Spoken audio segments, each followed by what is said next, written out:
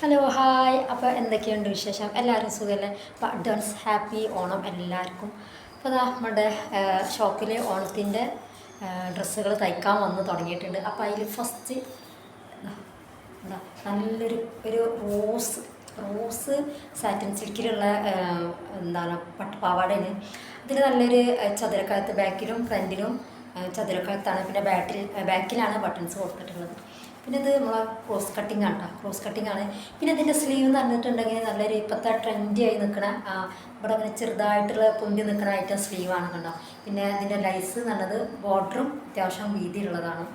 അപ്പോൾ ഇതാണ് നമ്മുടെ പട്ടുപാവാട ടോപ്പ് എന്ന് പറഞ്ഞത്. പിന്നെ ഇതാണ് പട്ടുപാവാട എന്ന് പറഞ്ഞത്. എന്താ രണ്ടും സെയിം കളറാണ്.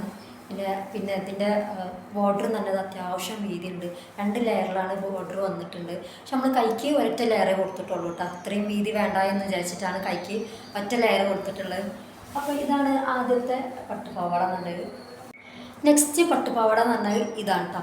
ഇത് എന്താ പറയുക, ഒരു കരിനീല, നല്ലൊരു കരിനീല സാറ്റൻ സിൽക്കിൽ തന്നെയാണ്.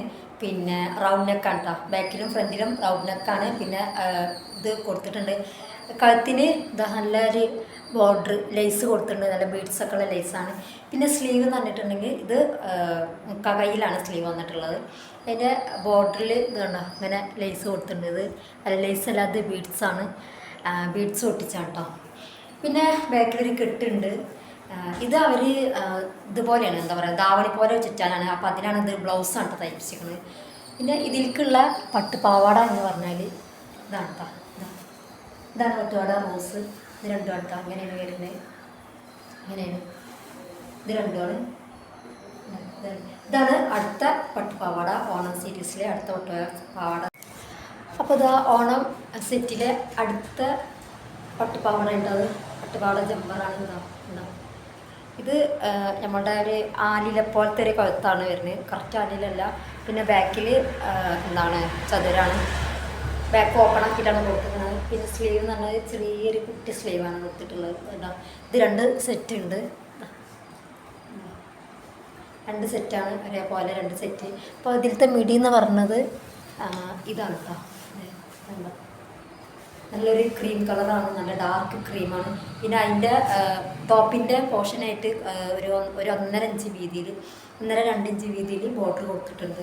നല്ലൊരു കുഴപ്പമില്ല, അടിപൊളി. ഇത് വേറൊരു സൈസ് സെമി സിൽക്കാണ് എന്തോ ആണ് കേട്ടോ. അത് കറക്റ്റായി എനിക്ക് കറക്റ്റ് അറിയില്ല. ഇതിന് ഉക്കാണ് കൊടുത്തിട്ടുള്ളത്. 2നും ഉക്കാണ് കൊടുത്തിട്ടുള്ളത്.